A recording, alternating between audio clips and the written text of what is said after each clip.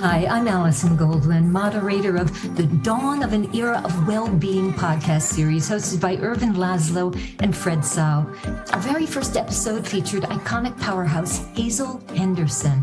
Interviewing her was like riding a comet, brilliant, breathless, bold. She recently went, quote unquote, virtual, her words, having passed away on May 22, 2022. And we're honoring her legacy with a few words from another legend whose long-standing kinship with her is really worth noting. Ervin Laszlo, would you share with us your first impressions upon meeting Hazel? Well, when I first met Hazel, it was at a meeting in the United States. I think it was in Washington. It was for business people, mostly CEOs, high-level business people, very tough, practical guys. At that time, I don't know how many, 30 years or more ago, there wasn't much question about side effects or concern with the environment and so on. It was all considered very soft. So these were these tough people just looking for ways in which to consult each other, find out better ways that they can make profit and they can outcompete the others. And there, all of a sudden, in this meeting, from the public, from a panel actually, stood up a blonde, beautiful blonde with a very English accent, and started talking. And people first said, "What's she doing here?" This is not it's kind of a popular beauty contest kind of a show. But they started talking, and sooner or later, everybody started listening. They went quiet and listened, because what she said was unusual at the time, way ahead of its time, but it instinctively people found intuitively that it makes a lot of sense. Watch out what our business is doing, how it uses its resources, find out that remember that it's a finite resources, that we can use them all together. Everybody has a right to them. And how are ways that we can do that? We can do economics, as Schumacher says, as if people mattered. And that was sort of what Hazel always came forth with, kind of championed, doing economics, doing resource use as if humanity mattered. So she is a brilliant pioneer and carried this forward with founding so many things for that can actually put in practice what she was saying. She was a practitioner at the same time, a brilliant business leader as well as a visionary. She cannot be replaced, but her thought, her spirit lives on and has to carry further fruit, has to blossom so that we could all blossom together. Hazel was a great person, is a great person, because as a person she stays with us. And we are honoring her now by talking about her, but then also in our life, in our activities, honoring her by remembering the advice she gave, the channels that she opened for doing business as if we all mattered on this planet. A force of nature, indeed. That is Hazel Henderson, and I say is because she's still here with us in a different form, and we're celebrating her energy. In season 2, this tail light shines brightly with a constellation of new interviews we're now recording from guests like Deepak Chopra, Eben Alexander and Karen Newell, Dawson Church, Jean Houston and Anu Smitsman, and many more. We'll continue to bring you uplift with insight and look forward to being with you soon. Till then, stay tuned and stay attuned.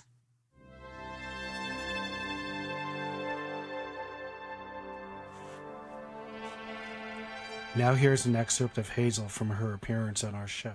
How, both of you perhaps can address this. How can we help people to understand that there really isn't a dissension, because people are hearing one thing, but they're seeing another.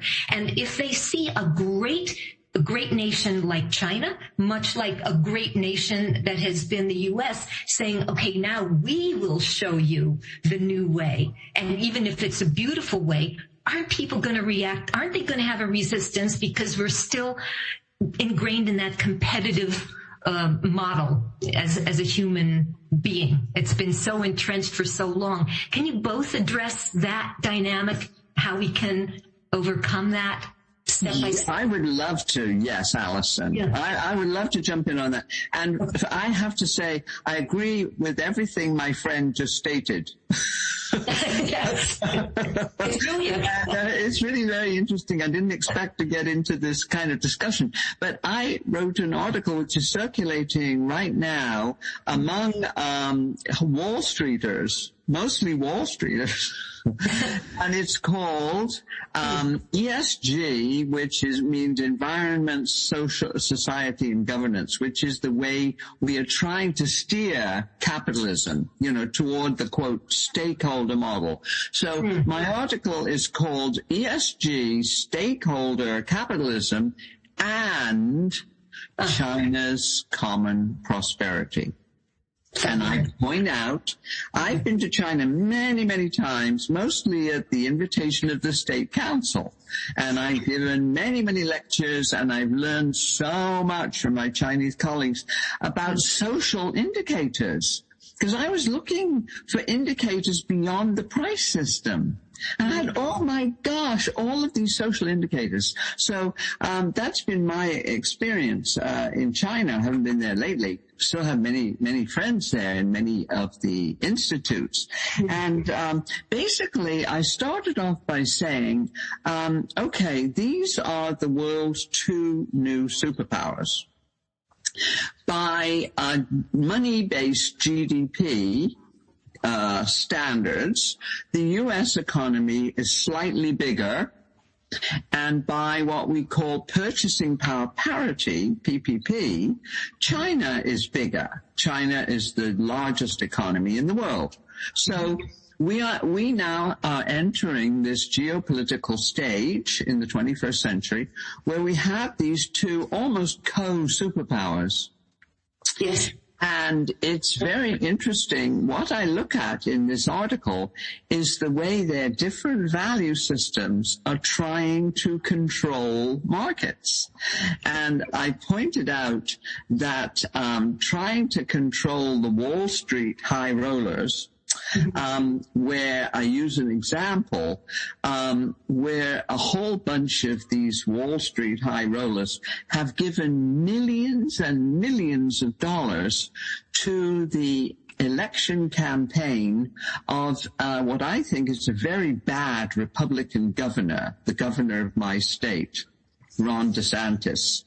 And he wants to be the new Trump and to take over the Republican Party, which has completely lost its way. It's become totally narcissistic, totally into money and power, and all of that. So they're not interested in governing. They're not interested in the common good. All it is about power. How do we assemble power?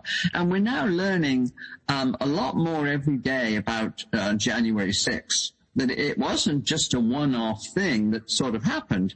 It was planned with an enormous amount of money behind it, Republican money behind it. And the group at the Willard Hotel, right after the election, began planning how they were going to overturn the result of the election and prevent a thing that's never happened in this country before, the peaceful transition of power. And so our democracy is in a very fragile state right now. And so the media are looking at all of the conflicts and all the rest of it. But I point out in the rest of my article all of the ways that China and its common prosperity approach, where you tell Jack Ma, and no, you're not going to be able to bring public. Sorry about that. And the guy who runs, I think his name is Hui, who runs Evergrande, second richest man in China. No, that housing is for living in, not for speculating. And so it's very, very interesting. So I go through all of these contrasting value systems between China and the U.S., both focused on the same thing, how to control markets and greed and ego, and bring back the balance to the golden rule. Confucianism, where we have to accept that we are one. We are one on this planet. And so we've got two competing consciousness groups, mostly now in the U.S., they own the media. And that's why you're getting more and more about this conflict between China and the U.S. It doesn't have to be. Exactly.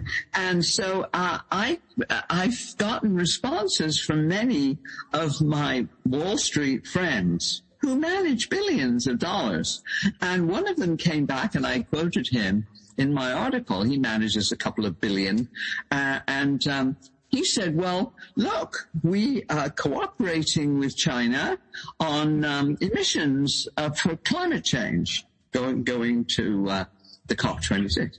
We cooperated with China at the UN in 2015 when we both agreed, and every other country member agreed to the Sustainable Development Goals, which is the re-emergence of the Golden Rule. It's a holistic view of the fact that we are one. All of us, just one species. I mean, the DNA says the same thing. Can't deny it. We all actually have some Neanderthal genes. All a lot of people that would not like to hear that they're not like to hear that. Well, they wouldn't like to hear that. Let's have a little humility. Let's understand how powerful our consciousness is, and how in a flash we can change it. And of course, my friend Bruce Lipton, this wonderful book that we're talking about today. My friend Bruce Lipton, I remember reading his book, The Biology of Belief, where he points out that the state of our consciousness and our belief can actually change the cells in our bodies. I mean, that's still one of my favorite books. But so it's all doable. And so what we need, and what I tried to do with my chapter in this wonderful book, The Dawn of an Era of Well-Being, is to lay out, there's something futurists do. We call it scenario building. And so I just laid out the scenario of how we could actually have a harmonious society in harmony with each other and in harmony with all the other species on which we rely on this planet. And so what we need now, I think, are more of these kind of visionary scenarios. See, it's very easy as our social media companies, we're talking about Facebook, but it's only one of them. They make money by getting us angry and upset and fearful. That's how they make their money. And what we need is the uplifting, inspiring, and soothing images, where we can take a deep breath and say, my gosh, what's wrong with a different scenario? And the thing that really is fun for me, because I have never called myself an economist, many call me an anti-economist, I am really a futurist, and scenario building now, where you look at all of the alternative possibilities based on our levels of consciousness. Are we going to do business as usual and go down the drain? Or are we going to muddle through? Or are we going to adopt a scenario which we know is achievable if we accept that we are one? We are one species. And so that's what my life has been about. Thank you for joining us. Dawn of an Era of Well-Being is a co-production of the Laszlo Institute, ITEA Institute, and Select Books. It's produced by Nora Cesar and Kenichi Sugihara, with theme music Chimera by Biba DuPont. The book, Dawn of an Era of Well-Being, co-authored by Ervin Laszlo and Frederick Tsao, is available wherever books or ebooks are sold. Please subscribe to Dawn of an Era of Well-Being, the podcast, on Apple or Spotify for more fascinating guests and discussion. My name is Alison Goldwyn, founder and creative director of Synchronistery.com, a future party for the planet broadcast live worldwide. Wishing you well-being till we talk again next week.